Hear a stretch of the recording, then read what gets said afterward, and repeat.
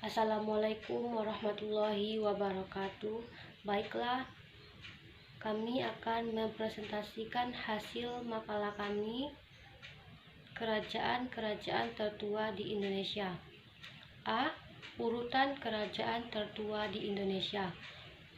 Kepulauan Nusantara telah melintasi sejarah berabad-abad lamanya. Sejarah Nusantara ini dapat dikelompokkan menjadi 5 fase. Yang pertama, zaman prasejarah. Yang kedua, zaman Hindu-Buddha, zaman Islam, zaman kolonial, dan zaman kemerdekaan. B. Kerajaan Kandis. Kerajaan Kandis ini terbagi atas 3. Yang pertama, sejarah Kerajaan Kandis.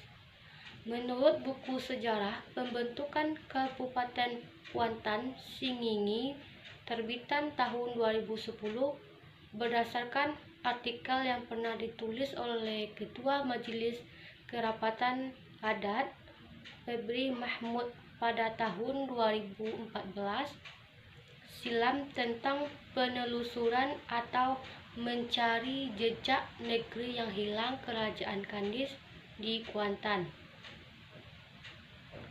Negeri rantau Kuantan ini pada awalnya adalah wilayah suatu kerajaan yang dikenal sebagai Kerajaan Kandis. Kerajaan Kandis adalah kerajaan tertua yang berdiri di Sumatera, yang diperkirakan berdiri pada tahun 1 Masehi, yang terletak di Koto Alang, masuk wilayah Lubuk Jambi, Kabupaten Kuantan Singingi, Riau. Yang kedua, ekonomi kerajaan. Kehidupan ekonomi Kerajaan Kandis ini adalah dari hasil hutan seperti damar, rotan, dan sarang burung layang-layang, dan dari hasil bumi seperti emas dan perak. Yang ketiga, berdirinya Kerajaan Kancil Putih dan Kerajaan Koto Alang. Air laut semakin surut sehingga daerah Kuantan makin banyak yang timbul. Kemudian berdiri pula Kerajaan Koto Alang di Botung dengan Raja Awur Kuning sebagai rajanya. Penyebaran penduduk Kandis ini ke berbagai tempat yang telah timbul dari permukaan laut.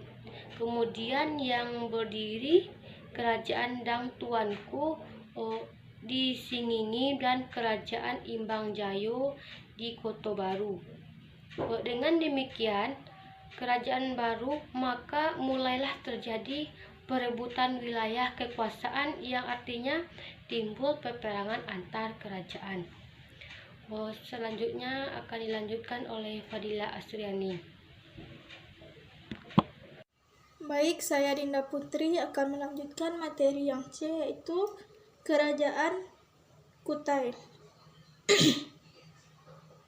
Kerajaan Kutai diketahui sebagai kerajaan tertua yang ada di Indonesia. Raja pertamanya yaitu Kudungga yang berasal dari Kalimantan, bukan migran dari Kampa atau India. Hindu menjadi agama resmi kerajaan setelah putra dari Kudungga yang bernama Aswawarman menjadi seorang Hindu melalui perantara Brahmana. Penerus tahta setelah Aswawarman yaitu putranya yang bernama Mulawarman yang mengalami masa kejayaan. Kerajaan ini diperkirakan berdiri pada tahun 400 sampai 500 Masehi. Kerajaan ini memiliki hubungan perdagangan dengan India, meskipun letaknya tidak termasuk ke dalam jalur perdagangan Nusantara. Yang kedua, silsilah kerajaan. Silsilah dari Kerajaan Kutai yang pertama yaitu Maharaja Kudungga Anumerta Dewawarman. Yang kedua, Maharaja Aswawarman. Yang ketiga, Maharaja Mulawarman. Yang keempat, Maharaja Marawijaya Warman.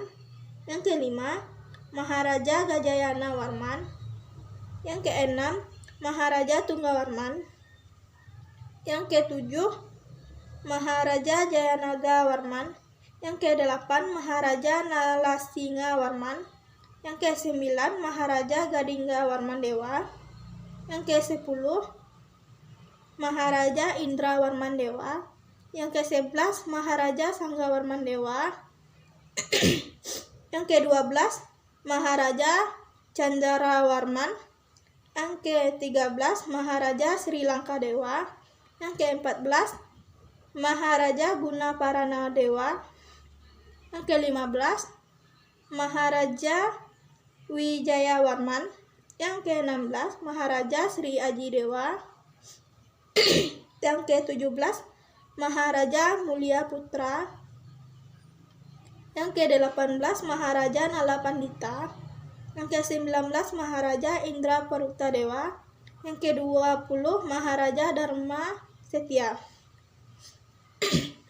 Yang ketiga itu kehidupan Kerajaan Kutai dalam bidang sosial. Kerajaan Kutai terdiri dari golongan masyarakat yang mampu menguasai bahasa Sanskerta dan menggunakan aksara Pallawa dalam penulisan. Namun, golongan yang mampu menguasai dua hal tersebut hanyalah para Brahmana dan Ksatria yang terdiri dari kerabat-kerabat kerajaan. Yang keempat yaitu tentang kehidupan Kerajaan Kutai dalam bidang ekonomi. Berkat letaknya yang berada di pinggiran Sungai Mahakam, aktivitas utama dari Kerajaan Kutai ini yaitu pertanian. Mata pencaharian lainnya dari Kerajaan Kutai ini yaitu berternak sapi dan melakukan perdagangan internasional. Yang kelima, kehidupan Kerajaan Kutai dalam bidang politik. Berbeda dengan Mula Warman yang mampu menciptakan stabilitas politik dengan cara melibatkan golongan lainnya dalam kerajaan.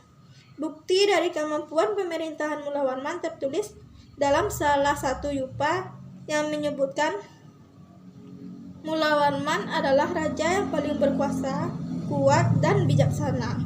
Dan seterusnya akan dilanjutkan oleh rekan saya. Assalamualaikum warahmatullahi wabarakatuh. Saya Fadila Astriani akan menjelaskan materi yang keempat yaitu tentang Kerajaan Tarumanegara. Yang pertama sejarah. Purnawarman adalah raja yang terkenal di Kerajaan Tarumanegara. Setelah kerajaan berkembang di Kalimantan, di Jawa bagian barat muncul Kerajaan Tarumanegara. Yang kedua, kehidupan masyarakat Kerajaan Tarumanegara. Kehidupan politik di masa Kerajaan Tarumanegara diketahui berdasarkan prasasti yang telah ditemukan. Berdasarkan prasasti tersebut, raja yang berhasil meningkatkan kehidupan rakyat adalah Raja Purnawarman. Dalam prasasti Tugu yang menuliskan bahwa penggalian kali yang dilakukan membuat kehidupan rakyat makmur dan juga merasa aman. Sikap toleransi beragama pada masa ini cukup tinggi dibuktikan dengan adanya agama Buddha dan juga agama nenek moyang. Prasasti Tugu menuliskan bahwa Raja Purnawarman membuat tulisan 6.122 tombak yang dipergunakan sebagai sarana lalu lintas pelayaran dan perdagangan dengan daerah sekitarnya.